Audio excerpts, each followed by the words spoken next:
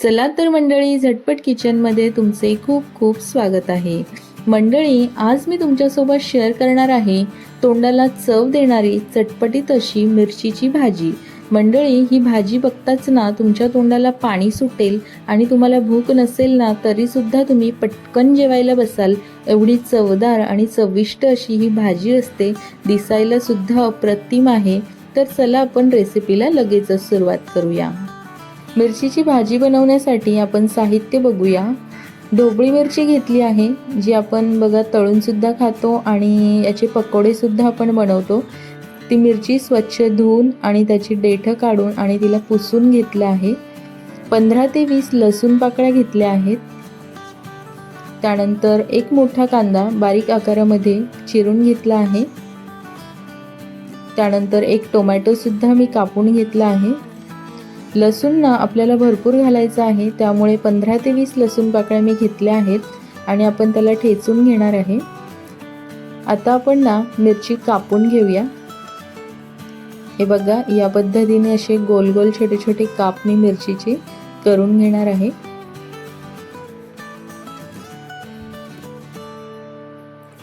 अशा सगळ्या मिरच्यांचे काप आता आपण करून घेऊया. सगळ्या मिरच्यांचे काप मी करून घेतले आहेत. आता आपण लगेचच फोडणीची तयारी करूया. गॅसवर कढई ठेवून घेतली आहे आणि त्यामध्ये मी 1 चमचा तेल टाकले. तेल छान गरम झाले. आता आपण तेलामध्ये मिरची टाकून घेऊया.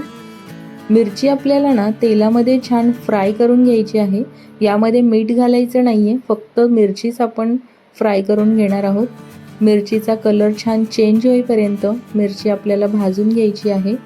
साधारण एक 5 ते 7 मिनटं आपण मिरची छान तेलामध्ये फ्राय करून घेऊया.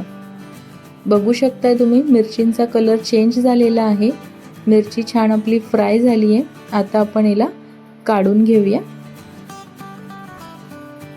एका डिशमध्ये मी सगळ्या मिरच्या काढून घेतल्या आहे आणि त्याच कढईमध्ये परत 1.5 चमचा तेल मी टाकलं आहे. त्यामध्ये एक अर्धा चमचा जिरा टाकलाय.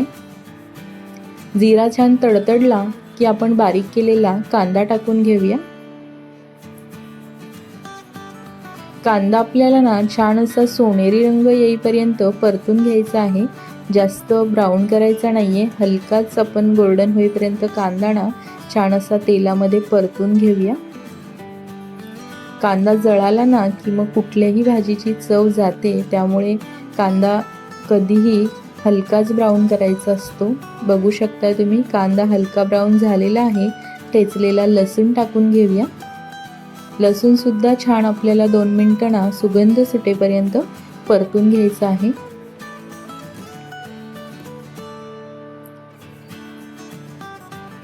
लसूण छान परतला गेलेला आहे. आता आपण टोमॅटो टाकून घेऊया.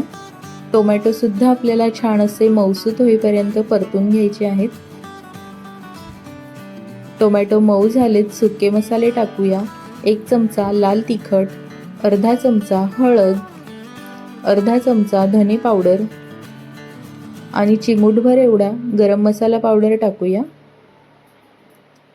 छान आता आपण याला ना एकजीव करून घ्यायचे.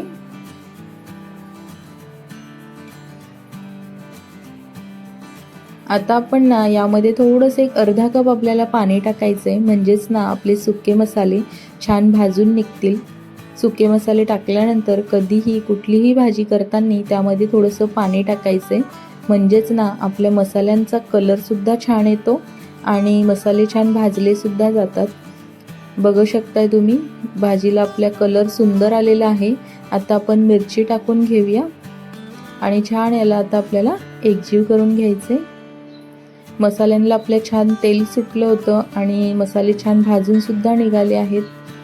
आणि आता मिरची टाकून सुद्धा आपण त्याला छान परतून घेतले. 1 चमचा आपण मीठ टाकूया आणि मीठ आता ना आपल्याला छान असं एकजीव करून घ्यायचे. आपण अगोदर मसाल्यामध्ये किंवा मिरचीमध्ये आपण मीठ घातलं नव्हतं, त्यामुळे मीठ छान आपल्याला एकजीव करून घ्यायचे. आता आपण एक 5 ते 7 मिनटं ना यावर झाकण ठेवूया, म्हणजेच ना आपले सगळे मसाले मिरचीमध्ये छान मुरले जातील. 5 ते 7 मिनटं झाले आहेत आणि बघू शकताय तुम्ही, मिरचीमध्ये ना सगळे मसाले छान मुरले गेलेले आहेत. आता भरपूर अशी कोथिंबीर आपल्याला यामध्ये घालायची आहे. म्हणजेच ना याने भाजीला चव खूप अप्रतिम येते। छान असे बघा मिक्स करून घ्यायचं आहे आणि आपली ना मिरचीची भाजी ना तयार झालेली आहे। तुम्ही भाकरीसोबत, चपातीसोबत, डाळ भातासोबत तोंडी लावायला सुद्धा आपण खाऊ शकतो। एवढी चवदार आणि अप्रतिम ही भाजी होते।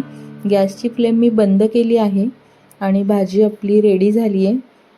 आपण ऑलरेडी ना मिरची छान फ्राय करून घेतली होती, त्यानंतर मसालेसुद्धा आपण छान परतून घेतले होते, त्यामुळे आपल्याला याला जास्त वेळ शिजवण्याची गरज नाही आहे, म्हणून आपण 5 ते 7 मिनटं याची वाफ काढून घेतली आहे। मिरचीची भाजी आपली तयार झालेली आहे। व्हिडिओ आवडल्यास व्हिडिओला लाईक करा, जास्तीत जास्त शेअर करा, आपल्या चॅनलला पटकन सबस्क्राईब करा आणि बेल आयकॉनला क्लिक करा। चला तर मग भेटूया पुढच्या व्हिडिओमध्ये अशाच सोप्या रेसिपीसोबत।